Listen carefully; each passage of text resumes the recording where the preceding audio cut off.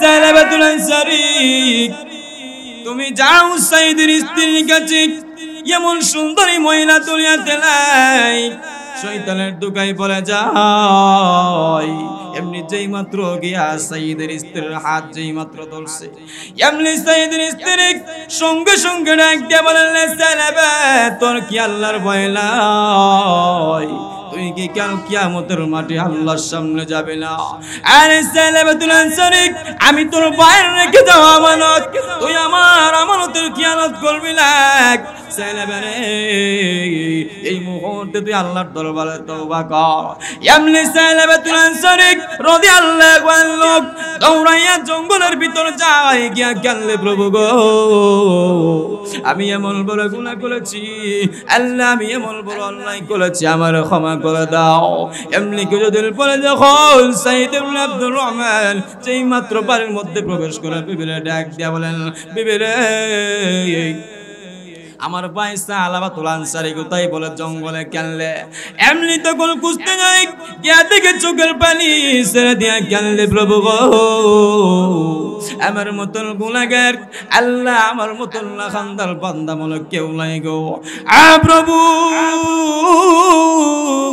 প্রভু গো আমার মতন গুনাহগার কেউ নাই আল্লাহ আমার মতন না খানদার বান্দা আসমানের নিচে জমিনের উপরে মনে হয় সৃষ্টি হয় নাই গো এরকম করে করে চোখের পানি ছেড়ে দিয়া কানলে আর ডেকে বলেন প্রভু তোমার কি দয়া লাগে না তোমার কি মায়া লাগে না গো আল্লাহ তোমার এই বান্দা এত গভীর রজনীতে তোমার দরবারে চোখের পানি ছেড়ে কানলে এমনি সাইদ ইবনে আব্দুর রহমান যেই মাত্র যায় এমনি ডাক দিয়া বলেন সালাবাতুল আনসারী এবার মাথা উঠা চল চল মদিনায় চল আমার সঙ্গে বাড়ি চল এমনি সালাবাতুল আনসারী রাদিয়াল্লাহু আনহু তখন ডেকে ডেকে বললেন সাইদ রে আমি যতক্ষণ পর্যন্ত বাড়িতে যাব না মদিনার লোককে চেহারা দেখাবো না আমার আল্লাহ যতক্ষণ পর্যন্ত আমার আল্লাহ যতক্ষণ পর্যন্ত আমার মাফ না দিব আরে সাইদ আমি ততক্ষণ পর্যন্ত বাড়ি যাব না আমাকে বাড়ি নেওয়ার আগে নিয়ে চল আমাকে নিয়ে চল মুকুল দরবারে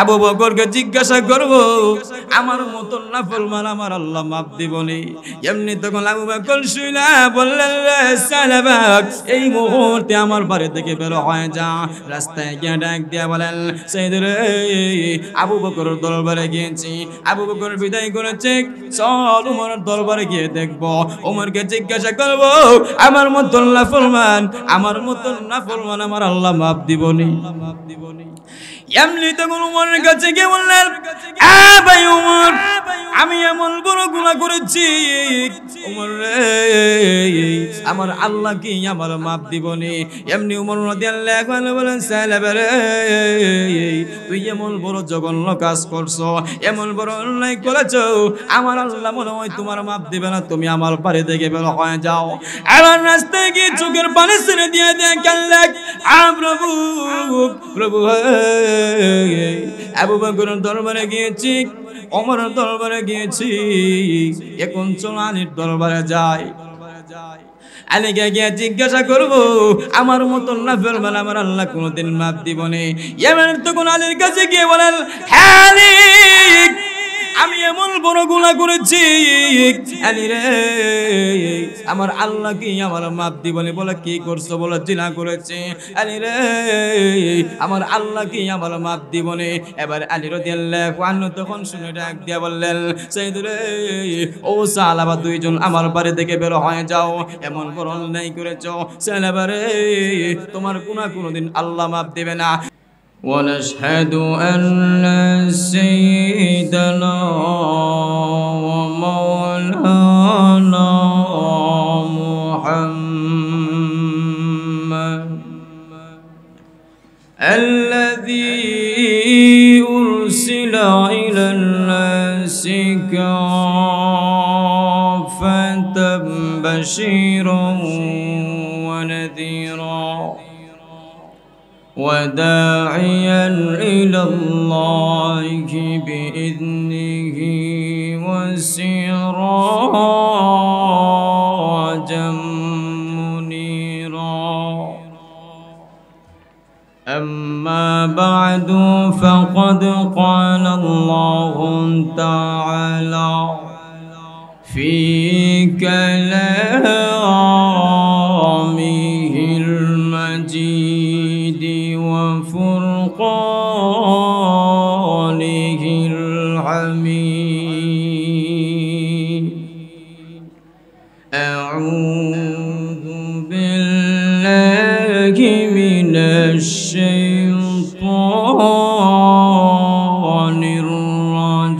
الرجيم بسم الله الرحمن الرحيم إلا من تاب وآمن وعمل عملا صالحا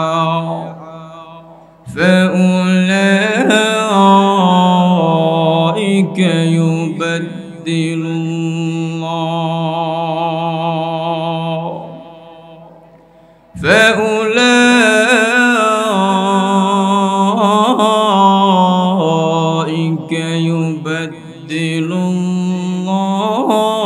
الله سيئاتهم حسنات وكان الله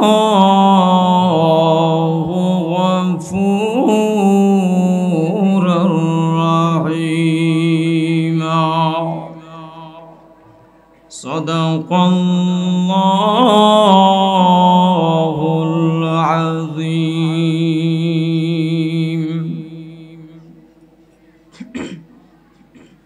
صلى الله على سيدنا ومولانا محمد وعلى آله وأصحابه وسلم بلغ العلا بكماله كشف الضجى بجماله حسنت جميع خصاله صلوا عليه وآله سلموا يا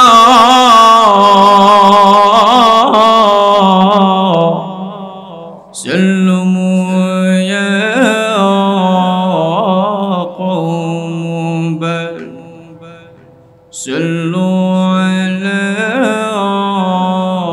صدر الأمين مصطفى ما جاء إلا رحمة للعالمين اللهم صل وسلم وبارك عليه الحمد لله মহান আল্লাহ রব্বুল আলামিনের দরবারে অশেষ শুকরিয়া আদায় করি যে মহান আল্লাহ রব্বুল আলামিন আমাদেরকে বিভিন্ন কাজ থেকে বিভিন্ন ঝামেলা থেকে যাচাই এবং বাছাই করে মহান আল্লাহ রব্বুল আলামিন আমাদেরকে এই জান্নাতের বাগানে বসাইছেন ওই জন্য আমরা সকলে জোরে সুরে বলি আলহামদুলিল্লাহ আলহামদুলিল্লাহ বলারও একটা কারণ আছে এমন বলতে পারেন আলহামদুলিল্লাহ কেন বলবো গতকালকে মাঠটা ছিল একটা সাধারণ বাড়ির মাঠ আর আজ কইছে এটা জান্নাতের মাঠ জুড়ে কোন ঠিক কারণ জান্নাত সবার কপালে জুড়ে না আল্লাহ রাব্বুল আলামিন যেই ব্যক্তিরে পছন্দ করে তারই আল্লাহ রাব্বুল আলামিন ভালো কাজ করার সুযোগ করে দেন জুড়ে কোন ঠিক আর ভালো কাজ ইচ্ছা করলে করা যায় না যতক্ষণ আল্লাহ রাব্বুল আলামিন কবুল না করবে। যেরকম আমরা সমাজে অনেক দেখবেন কত মানুষ আছে কোটি কোটি টাকার মালিক, কিন্তু বছরে একবার হজ করার সুযোগ তার হয় না। এর মানে হইল আল্লাহ রাব্বুল আলামিন কবুল করে নাই। আল্লাহ রাব্বুল আলামিন আমাদেরকে কবুল করছে, ওই জন্য আমরা আবারও শুকরিয়া আদায় করি আলহামদুলিল্লাহ। আল্লাহ রাব্বুল আলামিন বলেন, কোন ব্যক্তি যদি আমার নিয়ামত পাওয়ার পরে শুকরিয়া আদায় করে, আমি আল্লাহ তার নিয়ামত আরো বাড়াই দিব। জোরে কোন সুবহানাল্লাহ। আর যদি আমার নিয়ামত পাওয়ার পরে যদি তুমি শুকরিয়া আদায় না করো, তাইলে তোমার খবর আছে। দুনিয়ার মধ্যে কষ্ট করবা আর আল্লাহ রাব্বুল আলামিন তোমার জাহান্নামের মধ্যে নিক্ষেপ করবে। জোরে কোন নাউযুবিল্লাহ। ইল্লা আযাবি লাশাদীদ।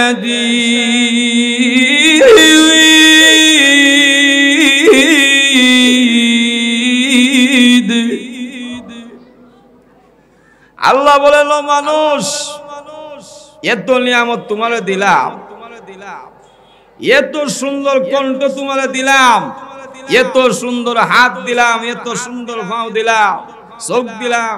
কত মানুষ আমরা প্রায় সময় রেলগাড়ির মধ্যে উঠলে অথবা বিভিন্ন স্টেশনে গেলে দেখবেন কত মানুষের চোখ নাই, কত মানুষের হাত নাই, কিন্তু আল্লাহ রাব্বুল আলামিন আপনারে আমারে এত সুন্দর হাত দিয়া বানাইছে, কিন্তু আমরা আল্লাহর নিয়ামতের শুকরিয়া আদায় করি না। জোরে কোন ঠিক।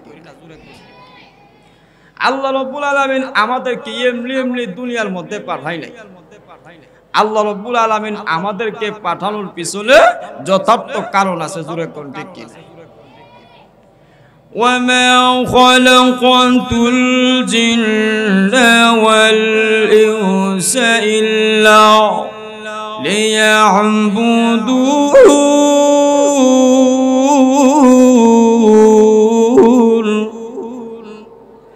আল্লাহ রাব্বুল আলামিন মানুষ এবং জিন জাতিকে সৃষ্টি করছে আল্লাহর গোলামের জন্য। জোরে কোন ঠিক কিনা। আর যত মাখলুকাত আছে সব কিছু সৃষ্টি করছে মানুষের গোলামের জন্য। এর ফলে আমরা নিয়ামতের শুকরিয়া আদায় করি না। আল্লাহ কত নিয়ামত দিয়েছে, আজকে আমরা নিয়ামতের শুকরিয়া আদায় না করার কারণে আমরার উপরে কিছুদিন পর পর গজব হয়, কিন্তু আমরা বুঝি না। আজকে এত গজব পেল দেশে, পণ্যের দামে তো বেশি কেন? বাজারও গেলে মাথা গরম হয়ে যাগা, বাজারও গেলে বহু রাগ ডাকিয়া হরা বর্তমান মানুষ বাজারের মেয়েতে। কারণ হইলো বাজারের দাম হলে মাথা গরম হয়ে যাগা, এটাও একটা গজব। কারণ আমরার ভিতরে নিয়ামতের শুকরিয়া নাই। তো আল্লাহ রাব্বুল আলামিন আয়াতে বলেন, যেই ব্যক্তি আমার নিয়ামত পাওয়ার পরে শুকরিয়া আদায় করবে, আমি আল্লাহ অবশ্যই অবশ্যই তারে পুরস্কৃত করব। জোরে কোন সুবহানাল্লাহ। ওয়াসায়াজিল্লাহু শাকিরিন।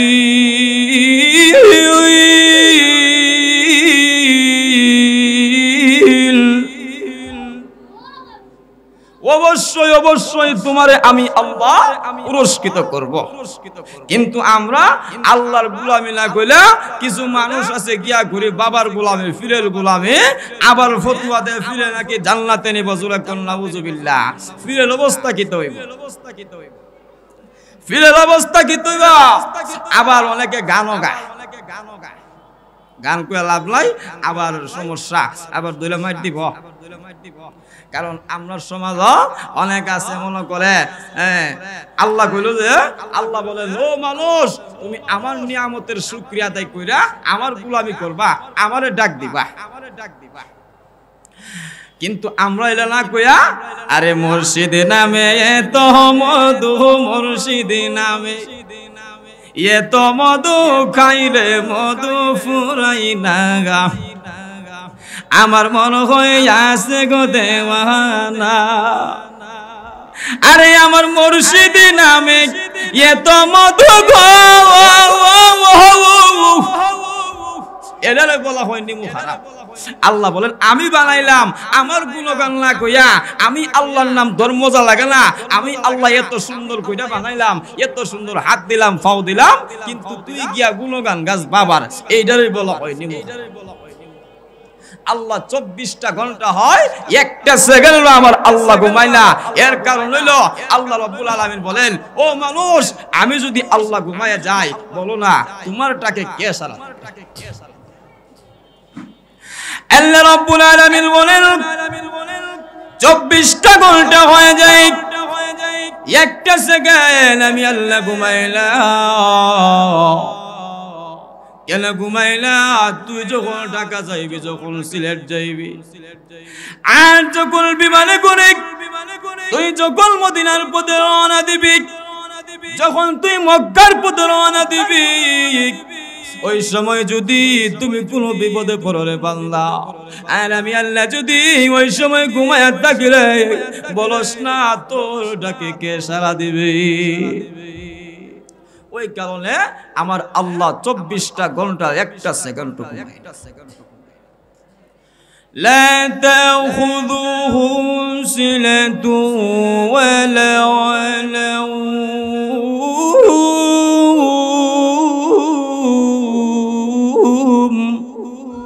আল্লাহ রাব্বুল আলামিন একটা মিনিটের জন্য ঘুমায় না। কারণ হইলো এখন আপনি যদি, আমি আবার আল্লাহর দারওয়ান বলি না, এখন যদি আপনি দারওয়ান লাগছেন আর দারওয়ান ঘুমাই জায়গা, এখন সুরায়া সব জাবালে নূর মাদ্রাসার যত রিয়াল আছে, যত গাট্টি উস্কা আছে, সব কিছু লয়ে যাবো গাজুরে কোনটি।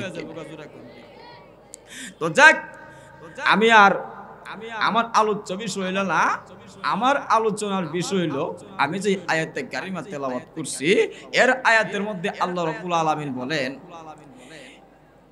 যে ও মানুষ, যে ব্যক্তি গুনাহ করছে, গুনাহ করার পরে যখন আল্লাহ রাব্বুল আলামিনের দরবারে আবার মাফ চায়, আল্লাহ রাব্বুল আলামিনের দরবারে ফিরে আসে, আর ওই সময় যদি বান্দা ভালো কাজ করে, তখন আল্লাহ রাব্বুল আলামিন বলেন পরবর্তীতে, মানে আগে যে গুনাহ করছো, পূর্বে যে গুনাহ করছো, তুমি পূর্বে যত বড় বড় গুনাহ করছো, আল্লাহ রাব্বুল আলামিন বলেন আমি আল্লাহ ওই সমস্ত গুনাহের সওয়াবের দ্বারা পরিবর্তন করে দেই। জোরে কোন সুবহানাল্লাহ। ওই কারণে আল্লাহর দরবারে তওবা করতে হবে। যেমন একটি ঘটনা কইলে বুঝবেন, আল্লাহর নবীর একজন সাহাবী ছিলেন, যার নাম ছিল সাইদ ইবনে আব্দুর রহমান, আর একজনের নাম হইল সালাবাতুল আনসারী। আল্লাহ রাসূল বলেন, ও সালাবাতুল আনসারী, তুমি এবং সাইদ ইবনে আব্দুর রহমান দুইজনে আমি নবী ভাই ভাই বানাই দিছি, তোমরা এক ফ্যামিলিতে চলাফেরা করবা, এক ফ্যামিলিতে চলাফেরা করবা, আপন ভাইয়ের মতন চলাফেরা করবা। তখন আল্লাহর নবী, বিশ্ব নবী রাহমাতুল লিল আলামিন একদিন সাইদ রাদিয়াল্লাহু আনহুকে বলে, ও সাইদ, তুমি আমার সঙ্গে বদরের যুদ্ধ যখন হয়, ওই সময় আল্লাহর নবী বলেন, ও সাইদ, তুমি আমার সফর সঙ্গী হইবে। এবার তখন সাইদ ইবনে আব্দুর রহমান যেই মাত্র নবীর সঙ্গে চলে গেলেন, এমনি সাইদ ইবনে আব্দুর রহমান সালাবাতুল আনসারীকে ডেকে ডেকে বললেন, ও সালাবাতুল আনসারী, আমি নবীদের সঙ্গে সফরের মধ্যে যাই, আর তুমি সালাবাতুল আনসারী আমার সংসার এবং আমার বউ বাচ্চার দেখশুন কই। যেই মাত্র সাইদ ইবনে আব্দুর রহমান নবীর সঙ্গে চলে যায়, এমনি শয়তান প্রমোশন দেয় সালাবাতুল আনসারী, আরে সালাবা, যাও যাও, সাইদের স্ত্রী বড় সুন্দরী, শয়তানের দুগায় পড়ে গেছে। আরে সালাবাতুল আনসারী, তুমি যাও সাইদের স্ত্রীর কাছে, এমন সুন্দরী মহিলা দুনিয়াতে নাই। শয়তানের দুগায় বলে যায়, এমনি যেই মাত্র গিয়া সাইদের স্ত্রীর হাত যেই মাত্র ধরছে, এমনি সাইদের স্ত্রী সঙ্গে সঙ্গে ডাক দিয়ে বলেন, সালাবা, তোর কি আল্লাহর ভয় নাই? তুই কি কাল কিয়ামতের মাঠে আল্লাহর সামনে যাবে না? আরে সালাবাতুল আনসারী, আমি তোর বাইরে রেখে যাও আমানত, তুই আমার আমানতের খিয়ানত করবি না। সালাবারে এই মুহূর্তে তুই আল্লাহর দরবারে তওবা কর। এমনি সালাবাতুল আনসারী রাদিয়াল্লাহু আনহু দৌড়াইয়া জঙ্গলের ভিতর যায়, গিয়া কাঁদলে, প্রভু গো আমি এমন বড় গুনাহ করেছি, আল্লাহ আমি এমন বড় অন্যায় করেছি, আমার ক্ষমা করে দাও। এমনি কিছুদিন পরে যখন সাইদ ইবনে আব্দুর রহমান যেই মাত্র বাড়ির মধ্যে প্রবেশ করে বিবিরে ডাক দিয়া বলেন, বিবিরে আমার ভাই সালাবাতুল আনসারী কোথায়? বলে জঙ্গলে কানলে। এমনি তখন খুঁজতে যাই, গিয়া দেখে চোখের পানি ছেড়ে দিয়া কানলে, প্রভু গো আমার মতন গুনাহগার, আল্লাহ আমার মতন খানদার বান্দা মনে কেউ নাই গো। প্রভু প্রভু গো আমার মতন গুনাহগার কেউ নাই, আল্লাহ আমার মতন খানদার বান্দা আসমানের নিচে জমিনের উপরে মনে হয় সৃষ্টি হয় নাই গো। এরকম করে করে চোখের পানি ছেড়ে দিয়া কানলে, আর ডেকে বলেন, প্রভু তোমার কি দয়া লাগে না? তোমার কি মায়া লাগে না গো আল্লাহ? তোমার এই বান্দা এত গভীর রজনীতে তোমার দরবারে চোখের পানি ছেড়ে কানলে। এমনি সাইদ ইবনে আব্দুর রহমান যেই মাত্র যায়, এমনি ডাক দিয়া বলেন, সালাবাতুল আনসারী এবার মাথা উঠা, চল চল মদিনায় চল, আমার সঙ্গে বাড়ি চল। এমনি সালাবাতুল আনসারী রাদিয়াল্লাহু আনহু তখন ডেকে ডেকে বললেন, সাইদ রে আমি যতক্ষণ পর্যন্ত বাড়িতে যাব না, মদিনার লোককে চেহারা দেখাবো না, আমার আল্লাহ যতক্ষণ পর্যন্ত আমার মাফ না দিব। আরে সাইদ আমি ততক্ষণ পর্যন্ত বাড়ি যাব না, আমাকে বাড়ি নেওয়ার আগে নিয়ে চল, আমাকে নিয়ে চল আমুকের দরবারে। আবু বকরকে জিজ্ঞাসা করব, আমার মতন নাফরমান আমার আল্লাহ মাফ দিবনি? এমনি তখন আবু বকর শুইলা বললেন, সালাবাত এই মুহূর্তে আমার বাড়ি থেকে বের হয়ে যা। রাস্তায় গিয়ে ডাক দিয়া বলেন, সাইদ রে আবু বকরের দরবারে গিয়েছি, আবু বকর বিদায় করেছে, চল ওমরের দরবারে গিয়ে দেখব, ওমরকে জিজ্ঞাসা করব আমার মতন নাফরমান আমার আল্লাহ মাফ দিবনি? এমনি তখন উমরের কাছে গিয়ে বললেন, ভাই উমর আমি এমন বড় গুনাহ করেছি, উমর রে আমার আল্লাহ কি আমার মাফ দিবনি? এমনি উমর রাদিয়াল্লাহু আনহু বলেন, সালাবা রে তুই এমন বড় জঘন্য কাজ করছো, এমন বড় অন্যায় করেছো, আমার আল্লাহ মনে হয় তোমার মাফ দিবে না, তুমি আমার বাড়ি থেকে বের হয়ে যাও। এবার রাস্তায় গিয়ে চোখের পানি ছেড়ে দিয়ে দিয়ে কাঁদলেন, প্রভু প্রভু আবু বকরের দরবারে গিয়েছি, ওমরের দরবারে গিয়েছি, এখন চল আলীর দরবারে যাই। আলীকে গিয়ে জিজ্ঞাসা করবো আমার মতন নাফরমান আমার আল্লাহ কোনদিন মাফ দিবনি? এমন তখন আলীর কাছে গিয়ে বলেন, হ্যাঁ আলী আমি এমন বড় গুনাহ করেছি, আলী রে আমার আল্লাহ কি আমার মাফ দিবনি? বলে কি করছো? বলে জিনা করেছে। আলী রে আমার আল্লাহ কি আমার মাফ দিবনি? এবার আলী রাদিয়াল্লাহু আনহু তখন শুনে ডাক দিয়া বললেন, সাইদ রে ও সালাবা দুইজন আমার বাড়ি থেকে বের হয়ে যাও, এমন বড় অন্যায় করেছো, সালাবা রে তোমার গুনাহ কোনদিন আল্লাহ মাফ দিবে না, যাও যাও আমার বাড়ি থেকে বের হয়ে যাও। এবার রাস্তায় গিয়া চোখের পানি ছেড়ে দিয়া কাঁদলে, প্রভু আমি মনে হয় কোনোদিন ক্ষমা পাবো না, আমি মনে করেছি সাহাবায়ে কেরামদের মাধ্যমে শেষ করে ফেলবো, আমি আর নবীর কাছে যাব না, আমার নবী শুনলে মনে হয় আমি লজ্জিত হয়ে যাব, আমার নবী কষ্ট পাবেন। আবু বকরের দরবারে গিয়েছি, উমরের দরবারে গিয়েছি, আলীর দরবারে গিয়েছি, কেউ সমাধান দিল না। আমার মনে হইলে দয়ার সাগর রহমাতুল লিল আলামিন তার উম্মতকে বিদায় করবে না, আমার নিয়ে চল আমার নবীর দরবারে গিয়ে বলবো আমি এমন বড় অন্যায় করেছি, আমার আল্লাহ আমার কোনদিন মাফ দিবে? এমনি তখন সঙ্গে তার মেয়ে ছিলেন খামসা রাদিয়াল্লাহু আনহা, ডেকে ডেকে বললেন, আব্বা গো আপনার গুনাহ মনে হয় আল্লাহ মাফ করবে না। হ্যাঁ আব্বা শুনুন, সাহাবায়ে কেরাম যতক্ষণ পর্যন্ত আপনার প্রতি খুশি না হবে আব্বা গো, আল্লাহ রাব্বুল আলামিন আল্লাহর নবী যতক্ষণ পর্যন্ত খুশি না হবে, আল্লাহ রাব্বুল আলামিন যতক্ষণ পর্যন্ত খুশি না হবে গো, ততক্ষণ পর্যন্ত আমি খামসানা আপনাকে আব্বা বলে স্বীকার করব না। এমনি আল্লাহর নবীর দরবারে গিয়ে বললেন, ইয়া রাসূলুল্লাহ, ইয়া হাবিবাল্লাহ, আল্লাহর নবী গো, আমি এমন বড় অন্যায় করেছি, জঘন্য কাজ করে ফেলেছি। ইয়া রাসূলুল্লাহ, ইয়া হাবিবাল্লাহ, আল্লাহর নবী গো, আমি তো জিনার কাজে লিপ্ত হয়ে গেছি।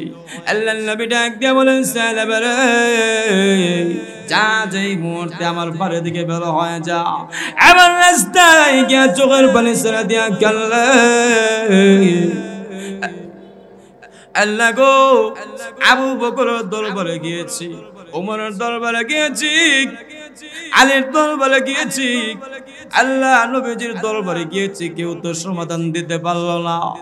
আমার গিয়ে জঙ্গলের ভিতরে গিয়ে কাঁদলে, প্রভু গো, আমার মতন গুনাহগার, আমার মতন গুনাহগার আসমানের নিচে জমিনের উপর মনে হয় সৃষ্টি হয় নাই। আদের মালিক, তোমার কি দয়া লাগে না? তোমার কি মায়া লাগে না গো আল্লাহ? আল্লাহ বনের যত প্রাণী আছে, বনের যত প্রাণী আছে সবাই ঘুমায় গেছে গো আল্লাহ। সাইডে পারে আশেপাশের যত মানুষ আছে সকল মানুষ কিন্তু ঘুমায় গেছে গো আল্লাহ। আল্লাহ তোমার সালাবা নামের গোলামটা এখনো পর্যন্ত চোখের পানি ছেড়ে দিয়া দিয়া কাঁদলে। প্রভু তোমার কি মায়া লাগে না? আল্লাহ তোমার কি দয়া লাগে না গো আল্লাহ?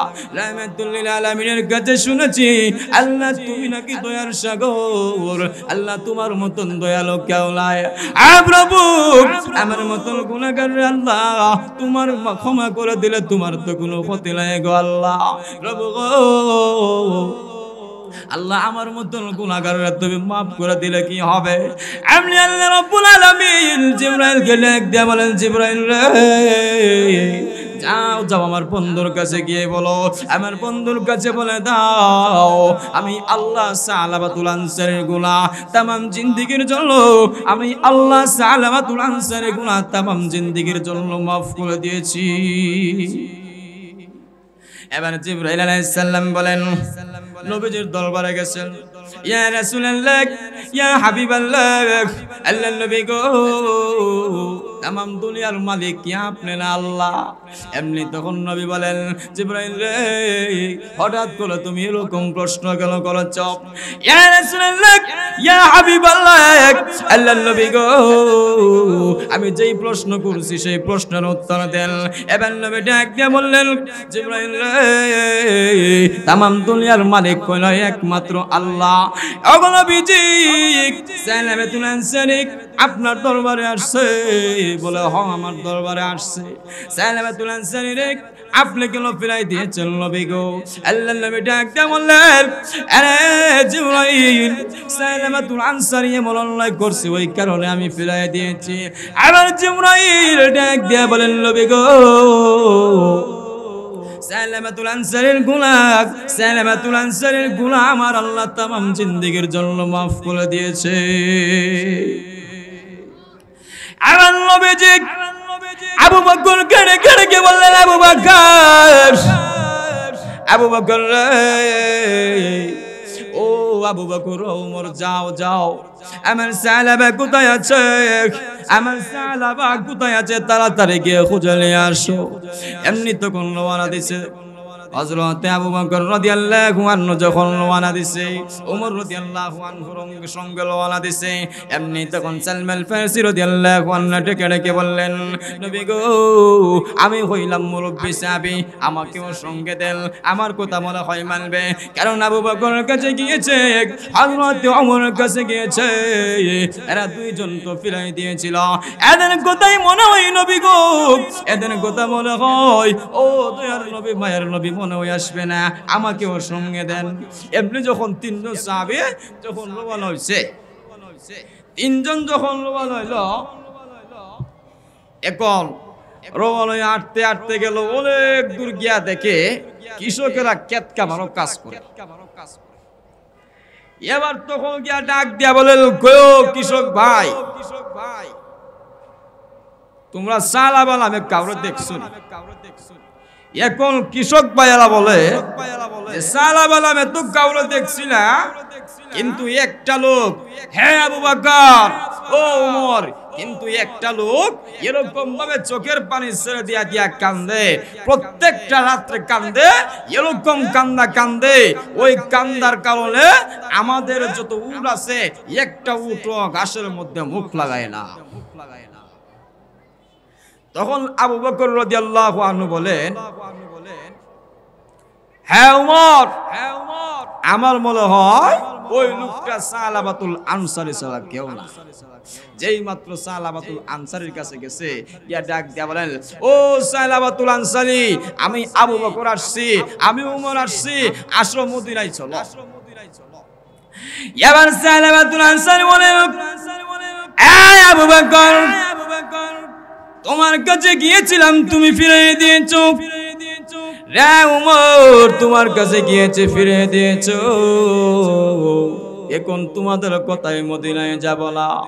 আল্লাহ রাব্বুল আলামিন যতক্ষণ পর্যন্ত আমার লাফলা করবে, ততক্ষণ পর্যন্ত মদিনায় যাব না। আবু বকর রে, যাও যাও, তোমরা মদিনায় চলে যাও।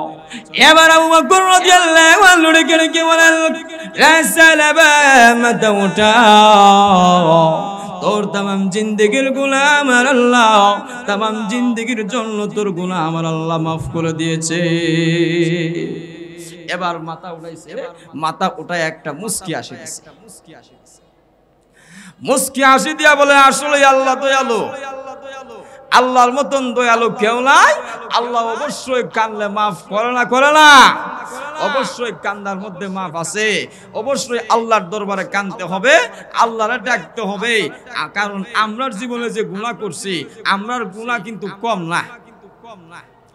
আমরা যেই পরিমাণ গুনাহ করি, আল্লাহ যদি গজব দিত, আযাব দিত, তাইলে এতদিন আমরা দুনিয়াতে টিকতে পারতাম না।